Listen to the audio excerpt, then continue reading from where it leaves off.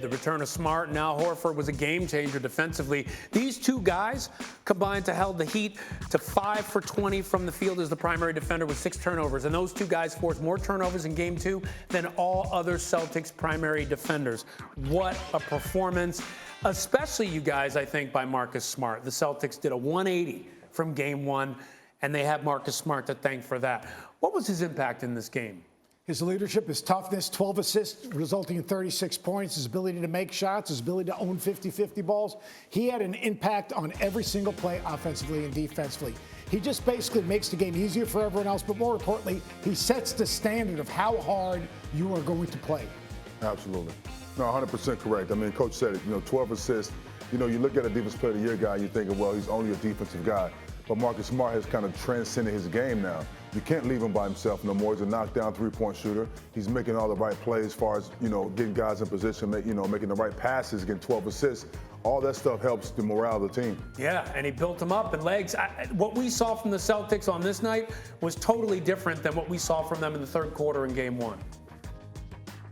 Yeah, and to their point, just to follow up on that, Marcus Smart, he's a guy that I think we give so much credit for all the time for the intangible stuff, the ability to guard, put your body on the line, leave skin on the floor, all those things.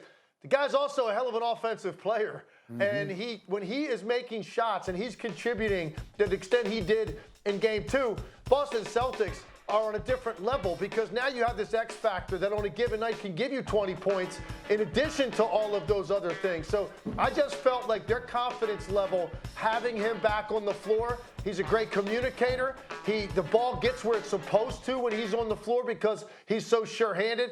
And then on top of it, he's making shots in the second half to get that great separation. Celtics are a very deep, complete, versatile team, and all of that was on display in game 2. Absolutely right, Legs. And not only Marcus Smart, but Jaylen Brown, and especially Jason Tatum. 27 points on 13 shots, had 5 assists. Coach, what impressed you most about his performance? Yeah, I think Legs said it early, and Amar'e said it early in terms of efficiency. But to me, Jason Tatum, he didn't shoot his first shot until the 6-minute mark in the first quarter. He got others involved. In other words, he let the game come to him. When he made a play, he made a play. Watch him. He comes up that little down screen there. He's overplayed. What does he do? He gives himself up. Good back cut, looks the ball to his hand, draws an extra defender, reads the defense, makes the right play. Al Horford knocks down that 3. Right, playing without the basketball, making a good decision.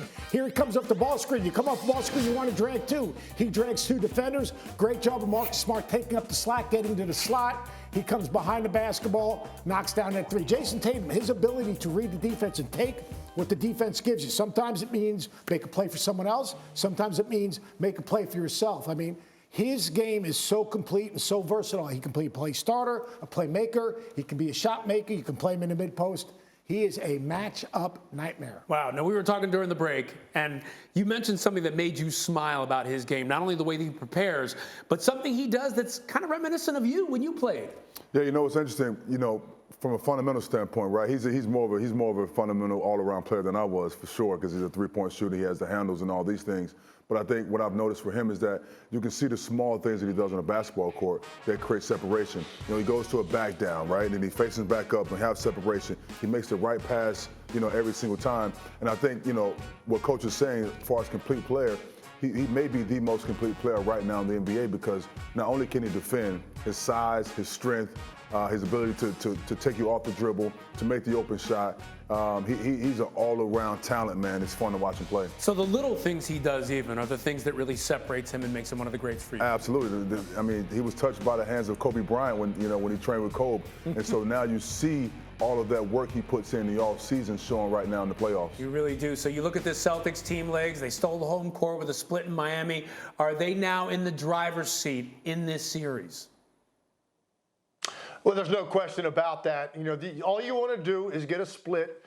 If you're the better team and now you get an opportunity, you're 1-1 going home, you've got a chance now to hold down home court to take command of the series. And I think that's going to be their mindset. Now, if you're Eric Spoelstra, you're reminding your team, hey, listen, Milwaukee was able to go in there and win road games in Boston. So you got to know this isn't a situation where, this is the 85-86 Celtics where they were basically unbeatable in that building. That's what I'm telling my team if I'm Eric Spoelstra, but there's no question. Boston right now feels like they have controlled the first 2 games. They got dominated in one quarter But for the most part, they have done what they wanted to do on both ends of the floor, accomplished their game plan. Now they're whole. They got a couple of starters back, and now they feel like they're dictating terms to the Miami Heat, and that's what this series is going to be about. Not reacting to teams. You dictate to teams what you're going to allow them to do. I thought Boston did a great job of that last night.